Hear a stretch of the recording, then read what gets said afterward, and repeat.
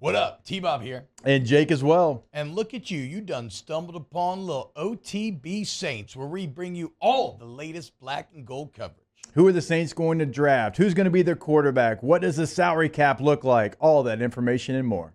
Hope you enjoy it. Like, subscribe. Feel like I could run through a brick wall right now, which is good because I'm about to stump for my guy, Derek Carr, to open up this morning show, July 22nd, 2024. Yeah, shake your head. You're lucky you're not here, because I'd beat your ass with this argument that I'm about to lay out right now, physically. But first, Alondra, Taylor, what's up, y'all? I missed y'all terribly. Did y'all miss us? Missed y'all a lot, yes. Oh, that's very sweet. It's very boring back here. And it would have been really rude of you that you hadn't missed us right after I said I I missed actually you wish y'all terribly. were gone again. Yeah. No, I'm just kidding. No, we did. Yeah. Well, I can't speak for Taylor, but I did. Tay-Tay? At this point, you missed the abuse a little bit, right? You or Jake? A little bit of that Stockholm. depends, because I think there's a different answer. Stockholm syndrome, exactly. Also, Jake, I miss Jake. You haven't decided yet. I'll know by the end of the show. well, I'm very excited as well because they just moved in a brand new Xbox, or it's actually a used one, but still new for me. Xbox into the office. I'm going to be able to set it up tonight. And so hopefully pretty soon here, y'all can log online and watch me beat Taylor's ass sometime after the show this week on the YouTube channel. It'll be great. All right, let's just dive right in. Saints camp underway.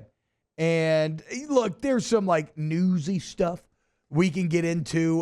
We can touch on like all the pup list and the IR and whatnot. But there's a piece on New Orleans football that is pretty interesting. Okay. I'm going to do a little blind, what they used to call it, Jake, the Pepsi test, right? Oh, yeah. You're right, the Pepsi test. So. Let's do a little Pepsi Carr test here. I'm going to give you 3 quarterback stat lines, okay? Quarterback A, 65% completion, 241 yards a game, 1.5 tuds to 0.5 picks per game, a 93.2 QB rating. Quarterback B, 66.8% completion, 231 yards a game, 1.5 touchdowns, 0.6 INTs, a 91 quarterback rating. Quarterback C, 68.5% completion, 228 yards a game, 1.4 touchdowns per game, 0.47 interceptions per game, a 97.7 quarterback rating. So just to recap real quick, quarterback B is at about 67% completion. A's at 65, C's at 68. Quarterback A throws for the most yards, 241 a game. Quarterback B, 230. Quarterback C, 228. Both A and B are at 1.5 touchdowns a game, while quarterback C is at 1.4.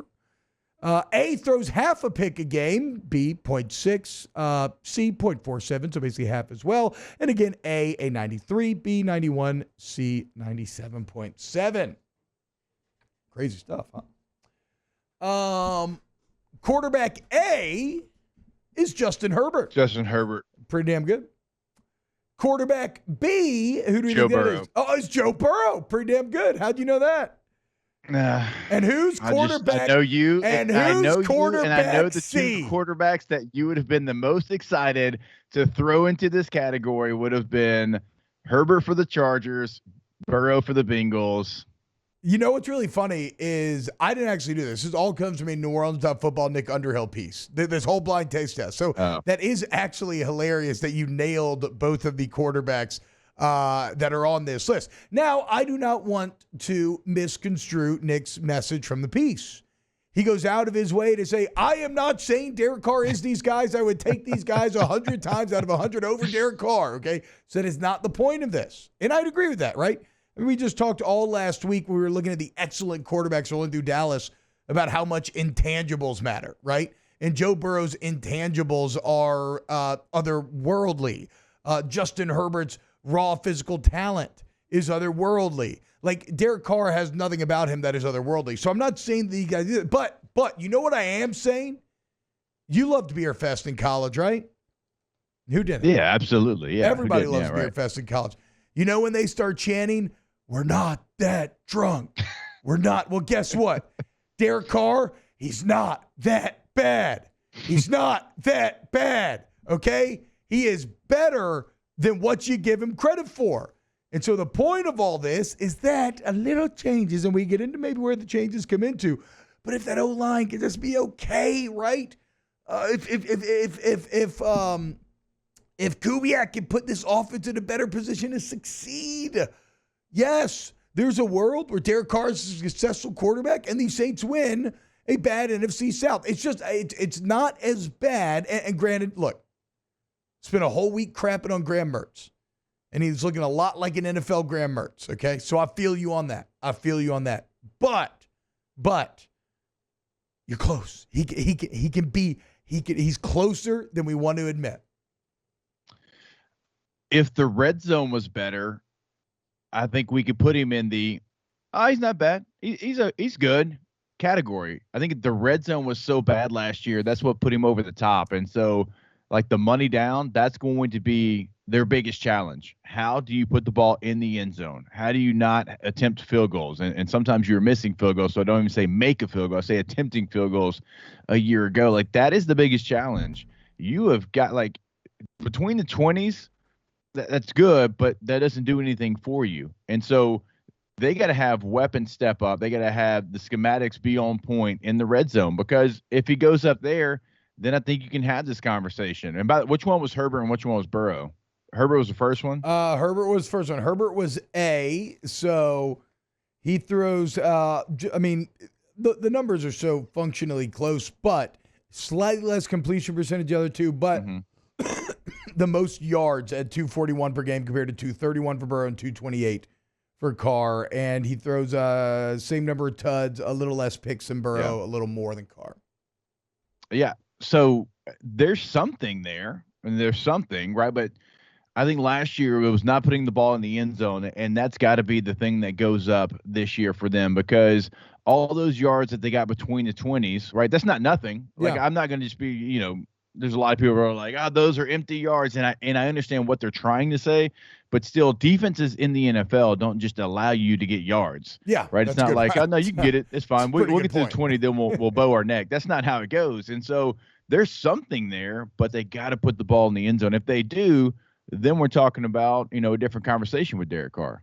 I think I want to say it got better in the red zone as the year went on last year, right? Like it was, I guess that's the entire offense as a whole, though. Again, that last 6-game sample size is really the thing that everybody's trying to hang their hat on if you want to paint a sunshine or a bullish picture on the Saints offense. But look, I think, okay, this is what I think. I think that, well, actually, you know what? Look, there's a Willie Snead clip where he's talking to Mike Triplett and Nick Underhill about playing in a Shanahan offense and what that can bring here to New Orleans. Get that ready to go. Because, again, like all things, Coobs is the panacea if you want the Saints to be the team that you believe they can be, or if you wanted them to be the best version of themselves. But, I mean, last year I felt like you started to find your way in the red zone, right? Taysom Hill, obviously key in that area. The more that you can employ him, he feels like maybe your greatest red zone threat. I'm not really a big Juwan Johnson guy. Again, Juwan Johnson on the PUP list right now. He had that foot injury. He's expected to miss most of camp. So I don't know that I'm going to rely on him a lot. Jake, from where you sit, if the Saints were going to solve their red zone woes, which weapons would you point to as maybe kind of being the key? Right. You mentioned Taysom Hill. That's probably going to be number one, but also Alvin Kamara. Like you have a back that can create a mismatch, right? Get him one-on-one with a linebacker, put him in space. I don't feel like they've done that over the last couple of years. Like run him on an angle route, right? I mean, motion him out wide and get that matchup that you want. Don't keep him in the backfield. He's not a great pass protector. In fact, he was the worst in the league among starters. So he's not back there protecting Derek Carr. Yeah. So get him out in a route, right? Free release him, put pressure on the defense, because we talked about this, I think 2-3 weeks ago. You don't have a receiver that's his skill set right now, right? You got a couple that you hope can turn into that guy, like an A.T. Perry. Maybe he can be that guy in the red area. But Chris Olave, Rashid Shaheed, that's not their strongest skill set, right? They're going to be those guys we talk about in between the 20s. Juwan Johnson being on the PUP list, that doesn't give you great confidence there. We love Foster Moreau, but is Foster really going to be that guy in the red area, right? He has his skill set, and I'm not sure that, going to be a red zone tight end is going to be it. So they need to use Alvin Kamara as best they can down there, but it's not just handing the football, right? And it's not just running routes out of the backfield. Like, put him on the move, do some different things with him. And if he is in the backfield, again, don't fall into tendencies, but free release this man, put one-on-one with a Mike linebacker, and I'm going to take him 9 times out of 10. I mean, I don't know, dude. I've been playing NCAA. I would just call Alvin Kamara angle route every play. I don't think it's that hard. I think. I've only played 2 games, and by the way, Hudson's the leader in the Hester household right now on NCAA. I was Ohio State, he was Oregon, and man, I was crushing that angle route, just crushing it. It wasn't enough to beat him. I lost 41-30. T. Are you gonna? And I haven't even. I think I've gotten maybe 1 complete game thus far. I've played some mini games. So I'm trying to get used to it, but. Are you going to have trouble getting the kids to the beach now that NCAA has dropped? Like, are they going to want to leave the house? Yeah. I mean, you know how it is. Like, you go to the beach for like 5 hours or so, and then you come back and you're all tired. You order some pizza and you just veg out on some NCAA. God, that sounds like the best memories in the world being made. Okay, anyway, how do we feel then? Okay, speaking of angle routes then, because this is going to tie into the Willie Snead snippet, but Nick and Mike go in some numbers talking about yards after catch from a quarterback's perspective. Last year, Derek Carr averaged 4.5 yards per completion after the catch, right? That's 30th in the NFL. Obviously, he bears culpability in that as well. That is not just like, oh, my weapons. It's like, who you throwing to? Are you leading them? How much space you get, et cetera, et cetera. The Saints have never been particularly strong in this area. Again, you know who is strong in this area? Shanahan offenses. And if you were to do the math, and look, Tua Tagovailoa got 5.6 yards per completion last year after the catch. Brock Purdy got 6.7, which is insane. CJ Stroud got 5.5. If Derek Carr was to go from 4.5 to 5.5, that would have put him at 4,300 yards through the air. Wow, just amazing black and gold takes right there, Jake. I don't think I've ever heard any takes that are better than the 2 guys that just gave you that take. And you can keep getting them by going ahead and liking, subscribing, ringing the bell to get notifications when we post. Have a great day. We'll see you on the next OTB Saints.